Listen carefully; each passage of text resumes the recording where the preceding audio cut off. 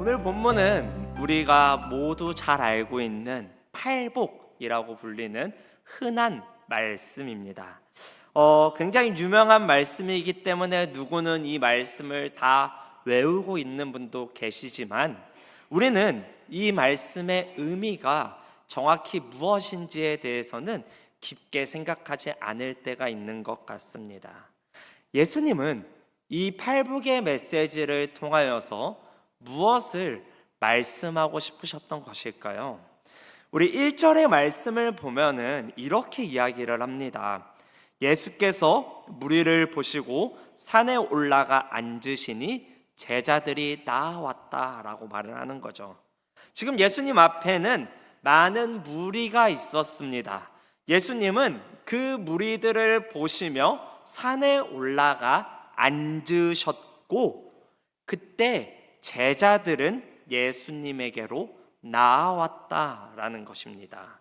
여기서 마태는 제자들과 무리들을 확실하게 구분짓고 있습니다. 예수님을 믿고 예수님을 따르는 제자들이 있고 무리는 예수님의 말씀을 들으려고 나오기는 했지만 예수님을 따르는 제자들은 아니었다라고 분명하게 구분을 하고 있는 것이죠.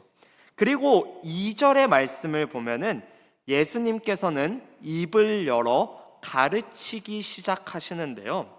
지금 예수님은 누구에게 말씀을 하고 계시는 것일까요? 네, 맞습니다. 제자들입니다. 새번역 성경이나 개역 한글 성경, 영어 성경을 보면은 그들에게 가르치셨다라고 분명하게 말씀을 하고 있다라는 것이죠. 물론 이 말씀은 무리들에게 하시는 말씀이기도 합니다.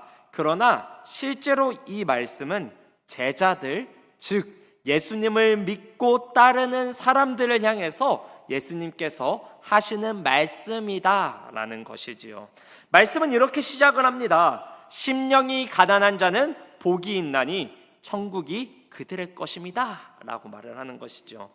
올해 초 담임 목사님의 설교를 잘 들으신 분이라면은 이 본문의 원래 번역이 무엇인지를 알고 있을 것입니다. 원래 어떻게 번역해야 한다고 말씀하셨는지 기억하고 계시죠? 무엇이었죠?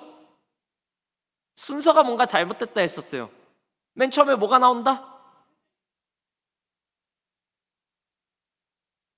목사님 이렇게 가르쳐 주셨었나요? 제가 아는 거와 달라요. 맨 처음에 복되다 라고 선포하고 있다라고 말씀을 하셨어요. 그러니까 원어를 보면은 복이 있다라는 말이 가장 먼저 등장을 합니다. 여기서 복이 있다라는 말은 행복하다라는 말과 더 의미가 가까운데요. 예수님은 제자들을 바라보면서 행복하도다 너희 심령이 가난한 자들아 너희가 천국을 받을 것이다 라고 이야기를 하는 것이죠. 행복하다 너희 애통하는 자들아 너희가 위로를 받을 것이다 라고 말을 하고 있는 것입니다. 여기서 심령이 가난한 자, 애통한 자, 온유한 자 이건 다 누구를 가리키는 거예요? 그러면은 제자들이요. 제자들을 가리켜서 심령이 가난하고 애통하고 온유하고 의에 줄이고 목마르다라고 말을 하고 있는 것입니다. 재밌는 것은 당시 제자들은 온유하지도 않았습니다. 화평케 하지도 않았고 의에 줄이고 목마르지도 않은 자들이었습니다. 그럼에도 예수님은 그들을 향해 너희는 심령이 가난한 사람이다. 애통한 사람이다. 온유한 사람이다. 그렇기 때문에 너희들은 행복한 사람이다. 왜냐하면 너희가 천국을 유업으로 기업으로 받을 것이기 때문이다 라고 말씀을 하시는 것이죠. 여기서 우리가 한 가지 짚고 넘어갈 중요한 문제가 있습니다. 우리는 팔복이라고 하면 이런 식으로 오해를 합니다. 마치 예수님을 믿는 8명의 사람이 있는데 이 사람이 각기 다른 복을 받는 거죠. 이 사람은 심령이 가난하기 때문에 천국을 복으로 받고 이 사람은 애통하기 때문에 눈물을 닦아주는 그 위로를 복을 받는다 이런 식으로 생각을 하는데 이것은 완전히 잘못된 생각입니다. 팔복은 예수 그리스도를 믿고 따르는 사람 안에 나타나는 8가지 성품을 가리킵니다. 그러니까 우리는 8가지 복 중에서 1개 혹은 2개만 받는 게 아니라 예수님을 믿고 따르는 모든 사람은 이 8가지의 복을 받은 사람들이다 라고 이야기를 하는 것이죠. 이 복이 열거되는 순서에도 굉장히 큰 의미가 있습니다. 심령이 가난함이 맨 처음에 나오고 그 뒤에 애통함이 나오잖아요. 이거는 심령이 가난한 게 애통함을 유발시킨다 라는 의미입니다. 애통함은 온유함은 의에 줄이고 목마름을 이렇게 쭉쭉쭉쭉 연결되어서 이 8개의 복은 사실 완벽하게 연결된 하나의 복을 가리키는 것이라고 할 수 있다는 것이죠. 그리고 이런 삶이야말로 예수님은 복된 삶이다 라고 선포하고 계신 것입니다. 그렇다면은 예수님이 제자들을 향해 하신 가장 첫 말씀, 심령에 가난한 자는 복이 있다라는 말은 도대체 무슨 의미일까요? 우리는 살면서 가난함을 느낄 때가 굉장히 많이 있습니다. 수도권에 살고는 있지만 내 집이 아닌 경우도 있고, 하고 싶은 것도 마음껏 하지 못하고 먹고 싶은 것도 마음껏 먹지 못할 때가 많이 있습니다. 늘 돈 때문에 걱정과 고민을 하며 살아가는 존재들이죠. 그래서 우리는 경제적으로 자유하기 위해서 애를 씁니다. 열심히 돈을 벌고 주식을 하며 온갖 방법을 써서 어떻게든 돈을 벌기 위해서 노력을 하는 존재들이죠. 하지만 문제는 열심히 돈을 벌면 벌수록 내가 자유롭고 행복한 게 아니라 내 안에 아무리 돈을 벌어도 무언가 부족함을 계속해서 느끼는 존재들이라는 것입니다. 이 모든 게 나를 자유롭게 하고 채워준다라는 느낌이 전혀 들지 않는 거죠. 삶을 살다 보면은 물질적인 가난뿐 아니라 정서적으로도 가난하다라고 느낄 때가 있습니다. 어느 정도 돈을 가졌는데도 마음이 안정되지 않는 거죠. 밤에 누우면은 예전에 막 서운했던 일, 후회되는 일들이 막 생각이 납니다. 그래서 마음이 괜찮았다가도 불안해지고 평안하다가도 무너지는 거죠. 그러다 보니 나보다 정서적으로 안정된 사람들을 보면서 저 사람은 저렇게 정서적으로 부자인데 나는 참 가난하다라고 느끼게 되는 거죠.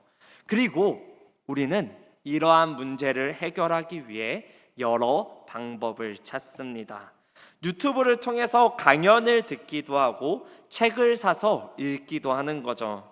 김창욱의 탱크쇼 같은 거를 보니까 서운하고 후회되는 일 때문에 힘들 때 감사한 일을 찾아보라라는 말을 합니다. 그래서 열심히 안 쓰던 감사일기도 써보며 내 안에 있는 정서적인 가난의 문제를 해결하려고 했는데 감사 노트를 쓰는 건 하루 이틀이고 다시 똑같은 문제 때문에 괴로워하는 모습을 보게 되는 거죠. 이처럼 정서적인 가난은 그렇게 쉽게 해결되지 않는 것을 깨닫게 됩니다.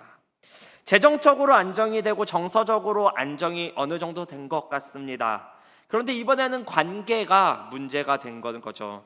자식과의 대화가 예전 같지 않습니다. 여전히 저 왼수는 나를 향해 괴롭게 합니다. 전화를 해도 나에게 몇 마디 하지도 않고, 직장에서 만나는 사람들, 교회에서 만나는 사람들과의 관계도 내 마음대로 내 뜻대로 되지 않습니다. 그래서 소통에 관한 책도 사서 읽어보고 주변의 사람들에게 조언도 구하면서 이 문제를 해결해 보려고 합니다. 그런데 문제는 뭐냐면은 우리 마음 가운데 빈곤함을 느꼈던 것을 채우려고 노력한다고 해서 이 문제가 해결되는 것이 아니라는 것을 느낄 때가 온다는 것입니다. 이 모든 것 너머에 있는 내가 기술적으로 해결할 수 없는 종류의 가난이 존재한다라는 것을 깨닫게 되는 거죠. 내 안에 어떤 정서적으로, 관계적으로, 물질적으로 가난이 존재하는 것이 아니라 그 밑에 있는 더 깊은 수준의 가난이 존재한다라는 것을 알게 되는 것입니다. 이게 바로 심령이 가난하다라는 말의 의미입니다. 심령이 가난한 사람은 기술이 인간의 가장 깊은 문제를 해결할 수 있다고 믿지 않습니다. 자기계발서가 유튜브로 보면서 배우는 지식이 나를 근본적으로 바꿀 수 있다고 생각하지 않습니다. 또 어떤 정책과 제도가 세상을 완전히 새롭게 만들 수 있다고 생각하지 않습니다. 물론 그것들 역시 하나님께서 주신 좋은 것들입니다. 그러나 그것들이 인간의 가장 깊은 문제를 해결할 수 있는 것은 아니죠. 인간이 아무리 노력하고 열심히 바꾸려고 하지만 절대로 해결할 수 없는 종류의 가난이 있는 것입니다. 우리는 삶을 살면서 죄의 비참한 모습을 바라볼 때가 있습니다. 삶의 곳곳에서 물질적 가난뿐 아니라 정서적 가난과 관계적 가난 등으로 인해 사람들이 고통스러워하는 모습을 바라봅니다. 이 모든 문제는 나라가 해결해 줄 수 있는 문제도 아니고 정책이 해결해 줄 수 있는 문제도 아닙니다.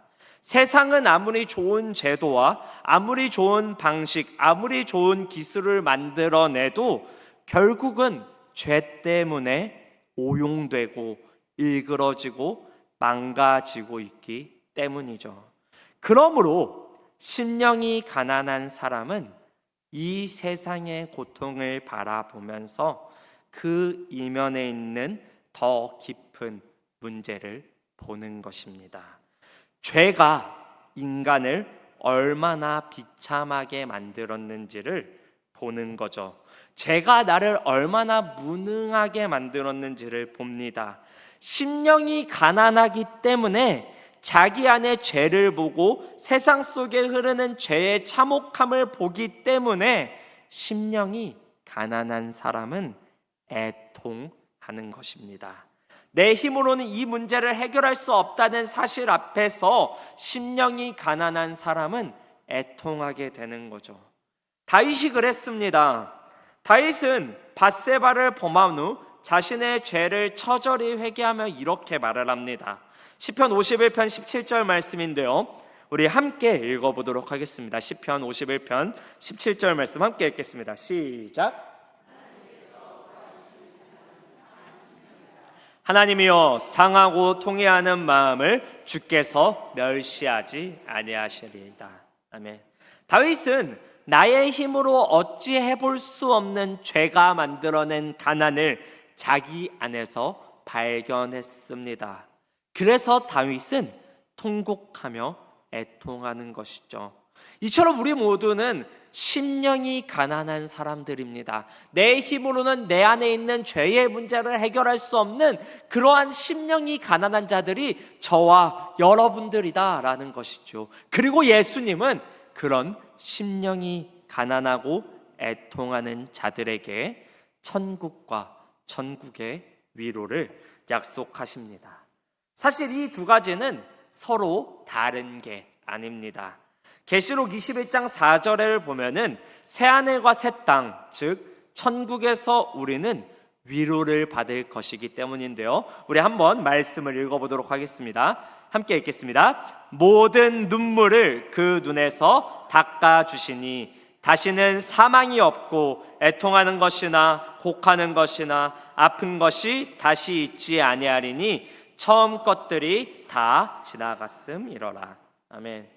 우리는 천국에서 이 궁극적인 가난의 문제를 해결받게 될 것입니다.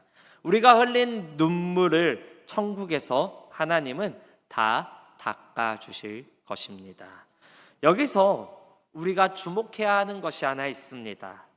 심령이 가난한 자에게 천국이 주어진다라는 약속인데요, 이 말은요, 심령이 가난하고 애통하는 문제가 있는 사람이 그 문제를 해결하면은 천국을 선물로 받는다, 이런 말이 아닙니다. 예수님께서는 내 안에 있는 죄 때문에 애통하는 사람이 천국에 간다고 말씀하셨지, 내 안에 있는 죄의 문제를 해결해야 천국에 간다고 말씀하시지 않는다라는 것이죠. 그러니까 우리가 더 나아졌기 때문에 천국을 선물로 받는 게 아니다라는 것입니다. 더 나아질 필요도 없고 더 나아질 수도 없다. 그런데 심령이 가난한 너희들에게 그저 조건 없이 내가 천국을 베풀어 주겠다, 조건 없이 위로해 주겠다, 이게 바로 심령이 가난하고 애통하는 자들이 받는 복이라는 것입니다. 사랑하는 성도 여러분, 우리가 천국이라는 가장 큰 복을 받는 자격은 심령이 가난하고 애통하는 것이 자격이다라는 것입니다. 이 말은 내가 기도할 때 눈물을 많이 흘려야 천국에 들어간다, 이런 말이 아닙니다. 나는 여전히 죄인인데, 나는 여전히 죄로 가득한 사람인데, 내 안에 있는 죄의 문제를 도저히 해결할 수 없는 죄인 중에도 죄인인데, 그런 나에게 복이 있다고 하신 것은 내가 개선되었기 때문이 아니라 개선되지 않은 상태에서 죄인인 채로 용납받았다라는 것이죠. 이건 놀라운 복음의 선포입니다. 사랑하는 성도 여러분, 천국은 모든 것이 해결된 사람들이 들어가는 곳이 아닙니다. 정서적으로 완벽히 안정된 사람들이 들어가는 것이 아닙니다. 누구도 미워하지 않고 언제나 사랑할 수 있는 사람이 들어가는 것이 아닙니다. 천국에는 죄인들이 있습니다. 자신의 죄를 보고 애통하는 사람이 있습니다. 자기 힘으로는 도저히 구원받을 수 없음을 알고 예수님께 매달린 사람들이 천국에 있는 것입니다. 하나님은 우리가 괜찮기 때문에 받아주시는 분이 아닙니다. 괜찮지 않은 우리를 받아주신 다음에 우리를 괜찮게 빚어가시는 분이십니다. 우리가 의로워졌기 때문에 사랑하시는 것이 아니라 우리를 사랑하기 때문에 의롭게 만들어 가시는 분이십니다. 어떻게 우리에게 이렇게 놀라운 복을 허락받을 수 있는 것일까요? 팔복은 제자들의 성품일 뿐 아니라 예수님께서 이 땅에서 친히 살아내신 삶을 가리키기도 하는데요. 성경을 보면은 예수님께서 우셨다라고 기록된 부분들이 있습니다. 특히 요한복음 11장에 보면은 예수님은 죽은 나사로를 살리시는 장면이 기록되어 있는데요.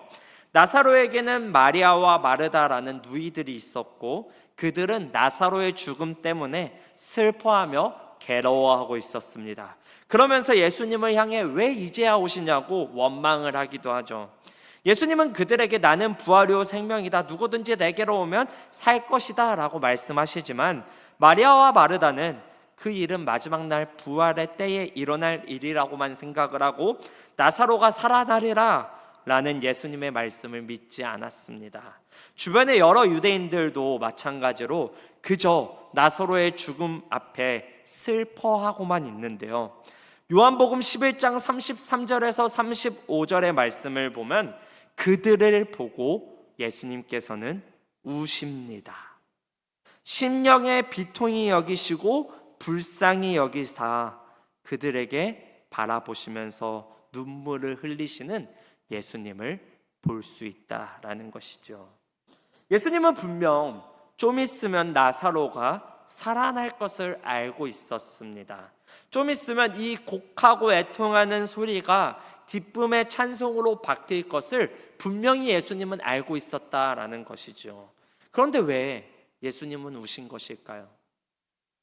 예수님은 나사로가 죽었기 때문에 더 이상 그를 볼 수 없어서 우신 게 아닙니다. 예수님을 믿지 않는 주변 사람들의 죄와 죄 때문에 죽을 수밖에 없는 인간의 연약한 현실, 죄 때문에 괴로워하며 심령의 가난함을 느끼고 있는 인간들의 모습을 보면서 죄가 얼마나 인간을 망쳐 놓았는지를 보신 거죠. 죄 때문에 인간이 결국 죽음에 이를 수밖에 없는 그 참담함을 보시며 애통하신 것입니다. 그리고 예수님의 애통은 나사로의 무덤 앞에서 끝나지 않았습니다. 그분은 십자가를 지시기 전 겟세마네 동산에서 심한 통곡과 눈물로 기도하셨습니다. 인간들 안에 있는 이 죄의 문제를 해결하기 위해서는, 죄로 인해 심령이 가난해진 그들을 구원하기 위해서는 예수님 본인이 그 죄의 한가운데로 들어가셔야 했습니다. 그분이 죽음을 경험하셔야 했고, 자신이 창세전부터 사랑하던 아버지께로부터 분리되어야 했습니다. 사람들에게 참된 행복을 선물로 주기 위해서 예수님은 심령이 가난함을 보면서 고통스러워하는 사람들과 함께 우셔야만 했습니다. 애통하셨어야 했습니다. 그리고 하나님과의 영원한 사귐에서 버림받고 분리되고 저주를 받으셔야 했습니다. 그렇기 때문에 그분은 애통하신 것입니다. 그분이 애통하셨기 때문에 우리가 위로를 받을 수 있게 되었고, 그분이 이 땅에 오셔서 저주를 받으시고 버림을 받으셨기 때문에 우리가 천국을 누릴 수 있게 된 것입니다. 이 모든 것은 우리의 어떤 자격 때문에 받게 된 것이 아닙니다. 예수님의 눈물에서 나온 것입니다. 예수님의 십자가에서 나온 것입니다. 예수님의 버림받으심에서 나온 것입니다. 사랑하는 성도 여러분, 우리는 심령이 가난한 자들입니다. 내 힘으로는 내 안에 있는 죄를 도저히 해결할 수 없는 그러한 존재들입니다. 오히려 내 안에 있는 죄를 해결하려고 하면 할수록 더 죄를 짓는 그런 존재들입니다. 예수님은 그런 우리를 바라보시며 행복한 사람들이라고 말씀하십니다. 그렇기 때문에 여러분, 우리의 가난함을 숨기지 마시기 바랍니다. 내 안의 죄를 보고도 아무렇지 않은 듯 살아가지 마시고, 다윗과 같이 상한 심령으로 애통하는 마음으로 주님 앞에 나아가시는 저와 여러분들이 되시기를 축복합니다.